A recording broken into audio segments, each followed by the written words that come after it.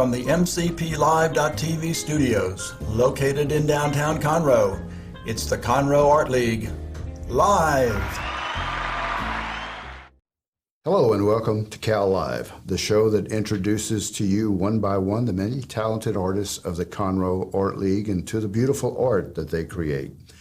My name is Ken Roy. I'm your host today as well as the president of the Conroe Art League.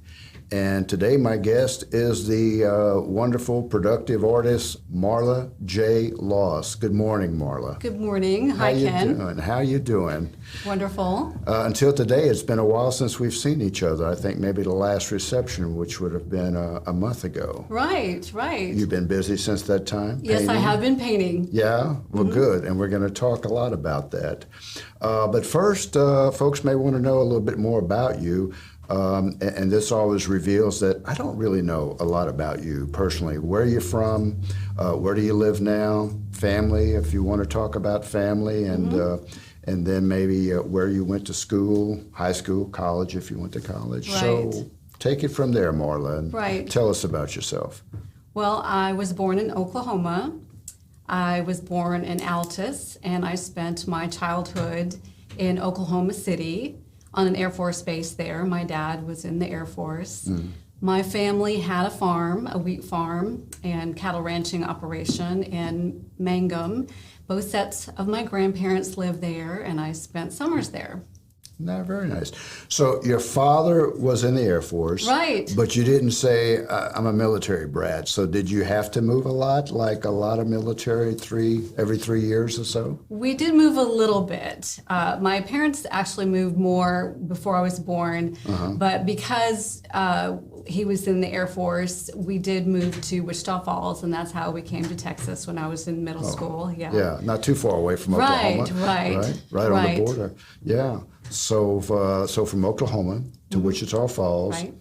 So at Wichita Falls, you graduated from high school there, or went? No, actually, that's how I came to Conroe. Is my dad actually retired from the Air Force, and he started working for the Department of Corrections, the prison system in Huntsville. And so I started my sophomore year at Conroe High School, and I didn't stay in Conroe, but that's how I came to Conroe.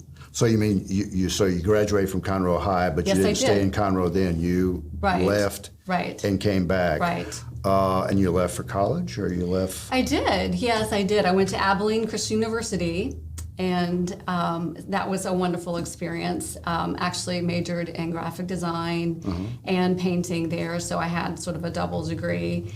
And then I became a graphic designer. I moved to Albuquerque, New Mexico, and that's where I met my husband, and we had 2 kids, and we lived in Prescott, Arizona after that. And then you moved here eventually, maybe because your parents were here, or? Right. My dad actually was diagnosed with cancer, and so I moved back to help take care of him, and also my mother. She was having difficulty with health problems as well. So I was doing care for both of my parents for a while there when I came back to Conroe. So you were actually working as a graphic designer? For quite some time, yes. Could you tell me a little bit about what that is about, or what exactly did you do? Because we had someone else on the show, and I thought graphic design was one thing, and when he started talking about it, it was something different than what I thought, because that's what he specialized in. Right. So tell me, did you own your own firm, or did you? No, I worked for quite a few different people. I actually got my first job. My very first job was as an assistant to a graphic designer, Nancy Parsons, here in Conroe when I was in high school. She owned Graphic Design Group, and so she taught me a lot of things, and I did illustrations for her and helped her with logos and posters. And so at that time I was thinking, I think that I could do this. And I remember there was one illustration that I did at that time that ended up in the newspaper, so that was very fun.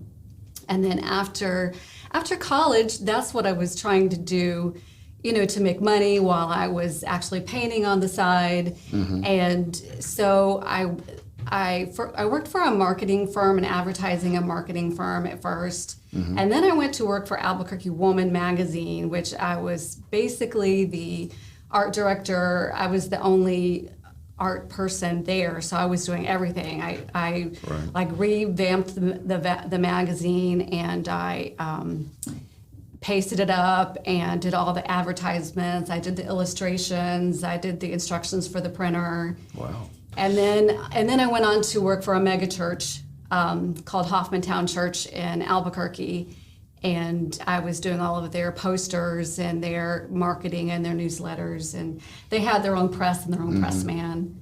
So that's a lot of work. It was a lot. It was a lot. And you're doing a lot of different things, I'm thinking, because you can't make your own decisions. I'm going to do this subject because your boss, the client's saying, no, I want a specific illustration or specific design about that. Yeah. It depended on who I had for a boss at the time. So some bosses I had, they were very, things were really tightly controlled, and they wanted something that was exactly what they gave me. And then other bosses that I had, I remember they would just give me the assignments, like, whatever you want to do, that's fine with me. Good. Those were my favorites.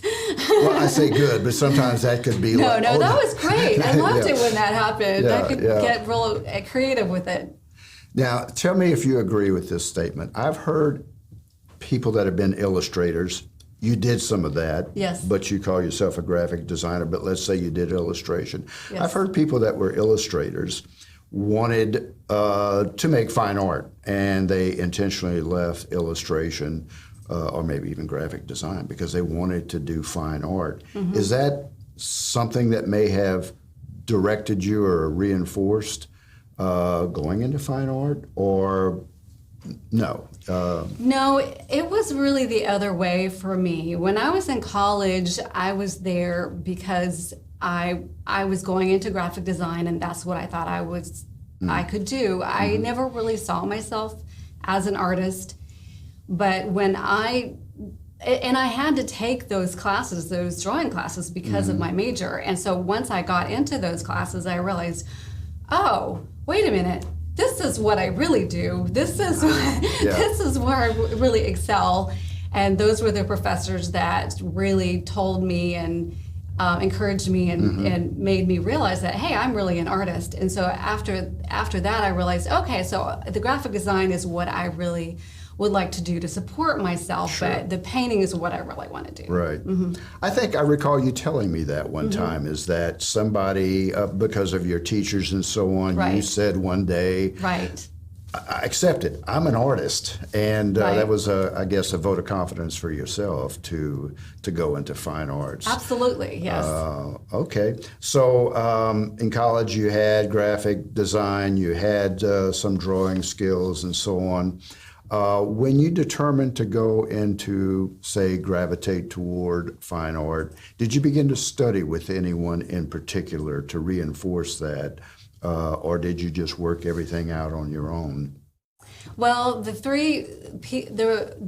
three most important teachers that I had were the teachers that I just happened to get as my instructors in college. Dr. Brent Green, who has since passed away, unfortunately, Robert Green, and Jack Maxwell. They all three are amazing artists.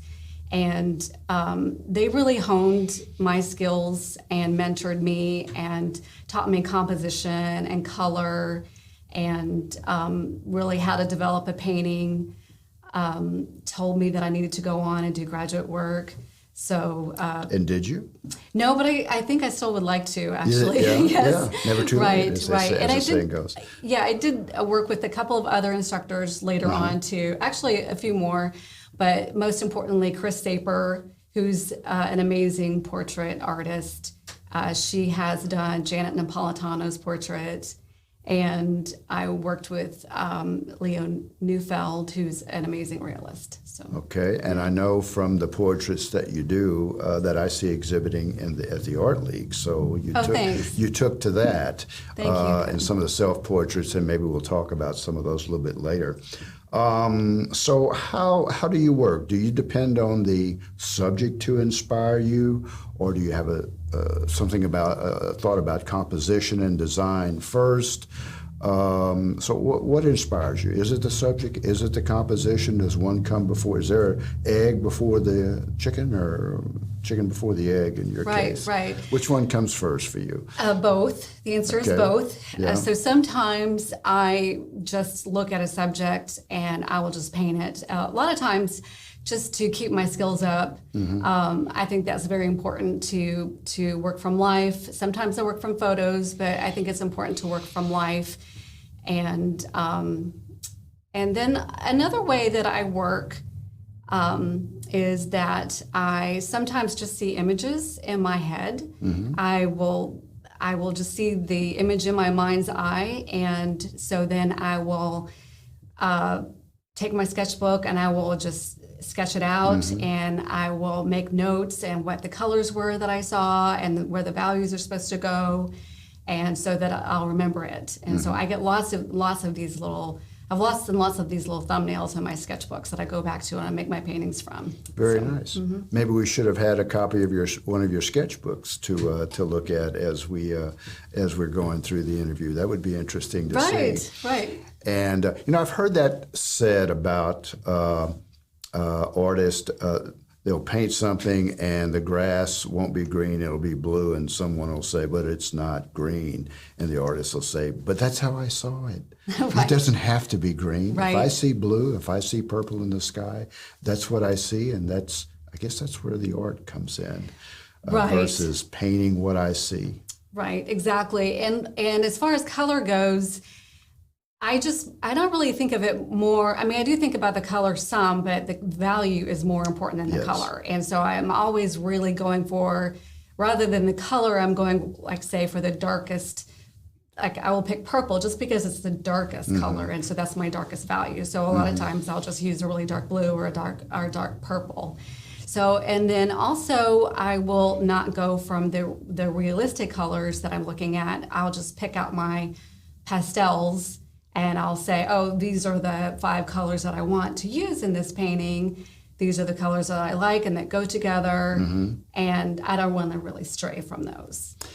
And does color, I know you're an expressive person. Yeah. So the color, I'm thinking that may be what drives some of your color selection. What emotion am I feeling for this particular piece that I'm doing?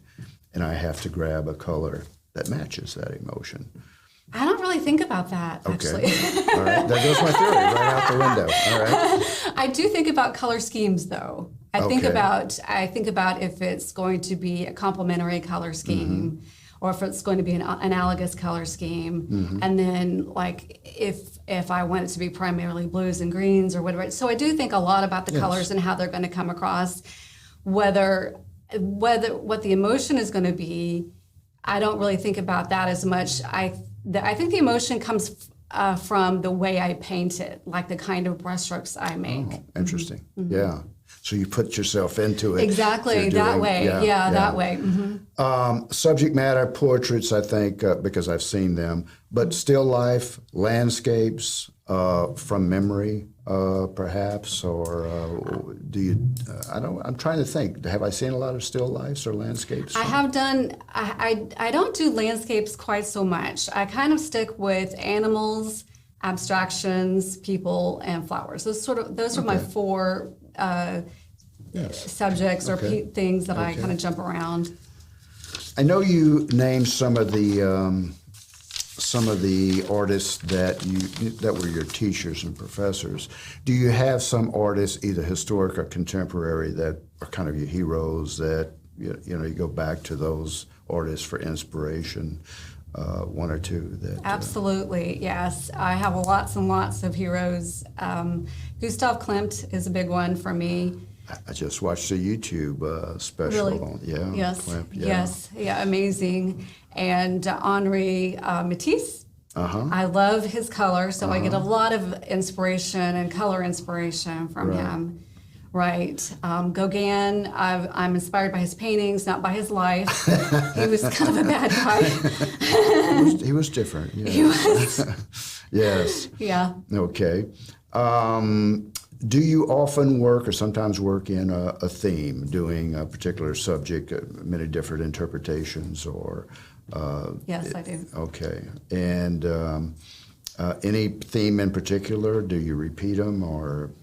Yes, I have several that seem to pop up. I don't really try to go after a theme, but I've noticed that emotional entrapment versus freedom is something that comes up for me quite a bit. Okay. And I noticed that painting the physical intention with the spiritual, that's something that comes up for me. And also suffering leading to growth, that's something. And I know at the Art League, people like your art because we have a little program we call the People's Choice Award. And anyone that comes into the gallery can get to the ballot box and they can vote for the artist of their choice. And you have the distinction. There may be another artist that has that distinction as well, but you've won it 2 months in a row. Yeah, it was 2 months in a row, I think you won the People's Choice. Yeah, that was very exciting. Yeah, very exciting. Yeah. And I remember that, and the first time, and the family comes in, and you bring an entourage, and it was a good, exciting time to have that. Let's begin to look at some of your art. We may come back to some questions, but right now, let's take a look at some of your art. So if we could bring up the first image, and I'll tell you my first thought about this one, Marla, was to look at it. And I said, well, is this a Cubist piece, trying to get that different look, all the same subject? But I said, no, it's not Cubist in the sense that it's a front and then a side. Right. It's really looking at, from the way I'm seeing it, dividing it into 4 quadrants and doing a different treatment paint-wise, value-wise, composition-wise. So that's me. So tell us the title, the medium, and more about how you put that piece together. Yeah, so the piece is called Tragic Rabbit, and it has been inspired by a book and another painting and by a poem. By what? By a poem. By a poem? Right. Okay. Right. Yeah, so the painting was by Albrecht Dürer. I hope I'm saying his name Close correctly. Enough. And I know the rabbit drawing. The young hair. Yes. Yes. Yeah, so I took the pose of the rabbit from that. And the poem was of the same name, Tragic Rabbit. It's by the late Stan Rice, husband of Anne Rice, the author of the Vampire Chronicles. Yes. And it was a poem about a painting of a rabbit, and it described the colors of the rabbit and how the chest of the rabbit was blue and the ears of the rabbit were yellow and green. And as I read this poem, I could picture the painting in my head, and I thought, you know, I could actually make this a reality. I could paint this and make this fiction become a reality. And that's how I kind of visually solved the problem of the different colors in the painting, is by making the different quadrants. So that was in the poem, and you translated from the poem to the finished work, and that's how you resolved it. Exactly.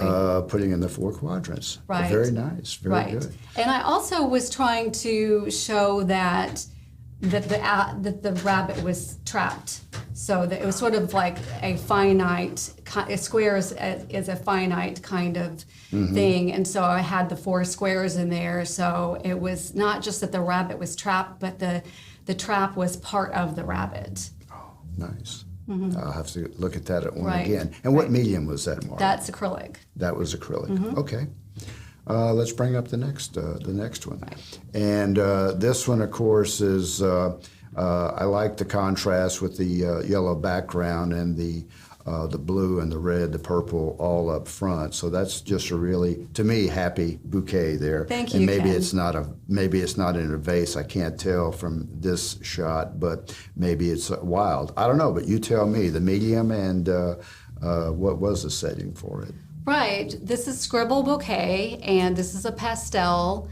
And as you can tell, there's lots of scribbling going on in the background. Yes. And that's not something that they teach you in art school. Every kid knows how to scribble, and I always loved to do that when I was a kid. Yes. And I still do. Yes. So I included that. And so this was more about freedom, I guess, kind of joy and freedom. And it's kind of interesting that it was kind of a happy accident, and I didn't think that something like this would work out. But the background, I thought it would be distracting to have a background like that, but apparently it kind of works. It does work. It absolutely does work, because I'm not distracted when I look at it, because my eye keeps coming back to the composition of the flowers and the colors there. Okay, so on to the third one. Of course, a self-portrait, and the word that strikes me when I look at this one is soulful. Oh, thanks. That you're deep in thought and having a good thought, I think, I hope anyway, but maybe not. And then, and my contacts let me down here, but I can see that there's calligraphy around there, and I think you had mentioned some of that before. So tell us about that one, the medium, the title, the inspiration. Right. So this one is called Beyond the Window Pane. And before this picture, at a prior time in my life, I had trouble with negative thoughts going around in my head, sort of self-defeating thoughts, and thoughts that I just couldn't get rid of. And so I thought to myself, okay, well, what if I flipped it? And I had the words of God going around in my head instead. What would that be like? So I picked out a verse. It's Psalm 121, and so that's the verse in the painting that I've painted around my head, and that I was actually repeating to myself at that time in my life. So that really helped me through that challenging time, and so that's what you see there.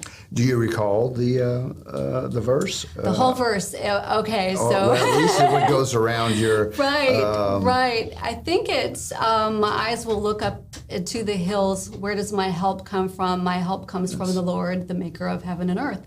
And that fits right in, because you did have the looking beyond the pane and looking up. Right. Okay. Yeah. Very nice on that one. And then I think this is the last one. Again, this one to me is just a spray, just an explosion of color, and the movement. I like that. Just, did you say wriggles or scribbles before? But it's not quite the same, but it's kind of wriggling up on this one. So tell us about this one, Marla. Right. So this one is called Soul Cell, and there's 4 things in it that I guess I should bring out. There's a rib cage. I don't know if you can see the rib cage, but it's sort of transparent. That's over on top of sort of this dark mass.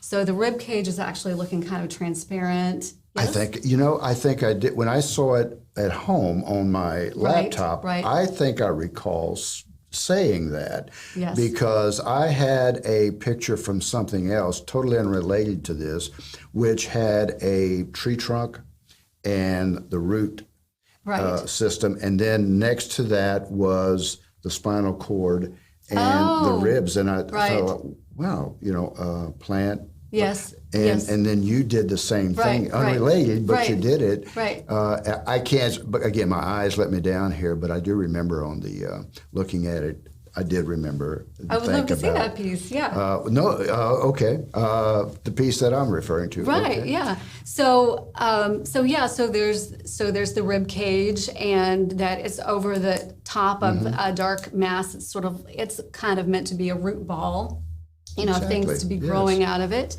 And then underneath that is a sphere, and above that are some little bits of colored paper that are being scattered over the whole thing. So there's collage? It is collage, yes. That rib cage was done on tracing paper.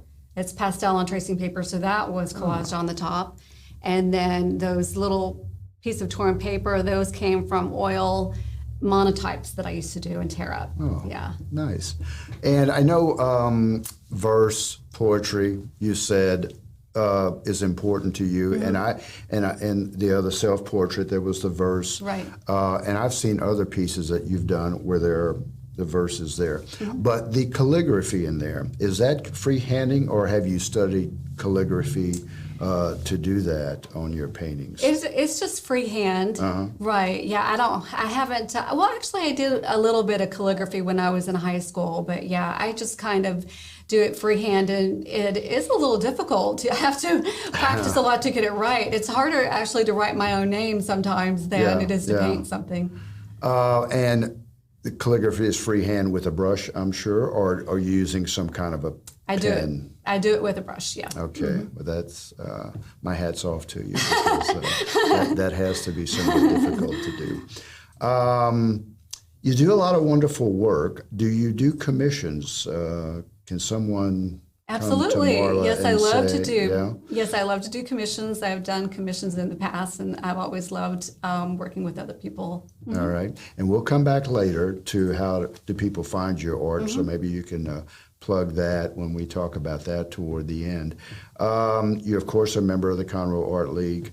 And how long have you been a member? I'm going to take a guess, over a year, but not quite 2? I think I've been there 4 years. 4 years. I think, yes. Okay. Yeah. So I'm probably not volunteering as much as I could be. I would like to volunteer more, so.